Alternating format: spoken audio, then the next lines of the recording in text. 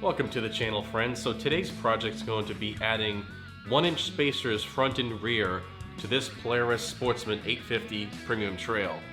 So if that's going to interest you, stay tuned and I hope you enjoy the video. Alright, so welcome back. Here is the Sportsman 850 I will be installing the spacers on today. Here are the spacers. They're a full 1-inch spacer. I went ahead and measured this, and this weighs at 2.4 pounds. So that's almost 2.5 pounds per spacer. And you're going to end up putting close to 10 pounds on your machine in rotational weight, in addition to any oversized tires you may have. So these have the stock 27-inch Duro Power Grip V2s that come with the premium trail. These are a great tire, excellent grip.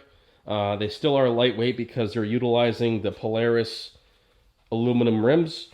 So these actually measure at 26, even though they're a 27-inch tire on the sidewall. So I went ahead and measured how wide the machine is right now with these tires, and it sits at 48 inches in the front and 50 inches in the rear. I went ahead and put two pieces of 2x4 on either side of the tires and then measured the distance in between. So that's going to give us another 2 inches once I add a spacer to each side, and it should give us more stability because this ATV has a 2-inch high lifter lift kit in it, which makes it a little more tippy. So my girlfriend is concerned about it being so tippy, and she would like the spacers on her machine. My machine, on the other hand, has the ITP Blackwaters 28-inch, and also I have the ITP beadlock rims. So this has a built-in 1-inch spacer offset. Essentially it is a 4+3 rim instead of a 5+2. So this gives you in the rear 52.5 inches and in the front 50.5 inches. So basically 2.5 inches more than the 850 I have here.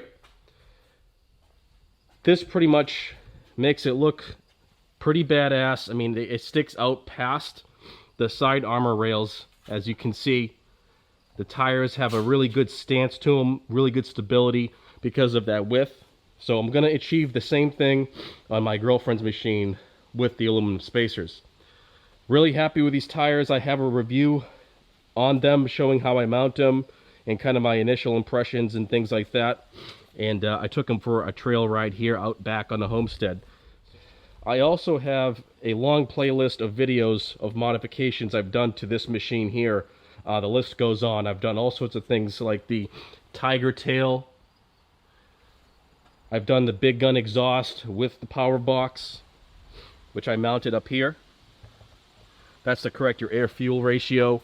I've done the side rails, as you can see here, the Polaris Genuine Ultimate Series rails. What else? I've done the hand guards, grab bar. This machine came factory with the heated grip and heated thumb. But I've done things here and there, and I really like the machine. I use it for plowing on the property. I have my Glacier Pro 66-inch right here. I'll be making more videos coming up soon here in the winter time when it comes to plowing and more snowblower stuff. You know, comparison videos. But today's going to be working on the Premium Trail 850. This is a great machine. Really nice response for the clutching, and when it comes to the throttle I noticed is a standard throttle. It has a cable. Unlike my XP1000, which has a throttle by wire, it has a different feel. It has a lot more play and throw in the lever before you can actually engage the RPMs to accelerate the machine. It's kind of a weird feeling. It's a different feeling from this. I don't like it on my machine. I want to see if I can adjust it to the point where it feels more like this one. It has just a little bit of take up, and then you're right into revving the machine, and the machine is moving. So on my machine, it feels slightly different, and it pretty much has a lot more take up. It has about a half-inch of take up, and then it gradually gets into the RPM range where the actual machine starts to pick up and move and engage the clutch. I don't like it because you have to really engage that lever too much, I think. You you know, you're already halfway in the throttle stroke by the time the machine is starting to engage the clutch, which is really annoying in my book. I'm gonna try to adjust that, so hopefully in a future video I can address that. But I'm gonna go ahead now and start unbolting the wheels and tires off this thing and start putting on the spacers.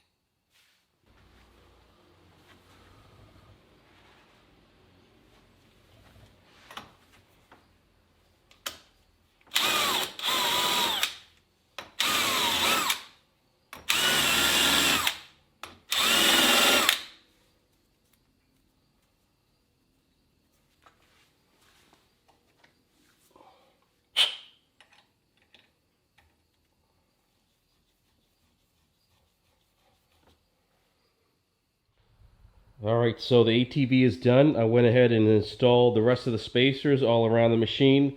And now we have a generous amount of stick out with the tires. We have 50 inches in the front and 52 in the rear. And the only thing I had to do was trim the wheel studs on the spacers all the way around. I had to take about a ½ inch off. That way I could get the lug nuts back on there. But these spacers are used for other Polaris vehicles like the General, the Razor, to make a couple different threads as well. So I guess it's kind of universal fit, so if you have to do some cutting, so be it. But it looks great. My girlfriend's gonna love this. It's not gonna be as tippy now, and it's gonna be much more stable of a machine. And it just helps being wider, whether you're going fast or not. You're just more stable on the trail, and it looks really good. So it doesn't stick out too much from the rear, which is good.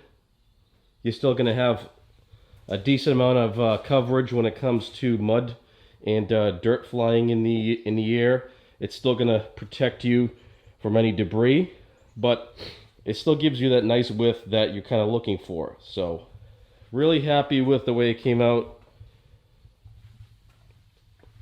I just did a headlight video on this machine and my XP1000, so if you're interested in that, check it out, because this machine here has LEDs down low on here on the low beam and high beam, but on the top here they still give you a halogen, which is kind of stupid because it has that ugly yellow color.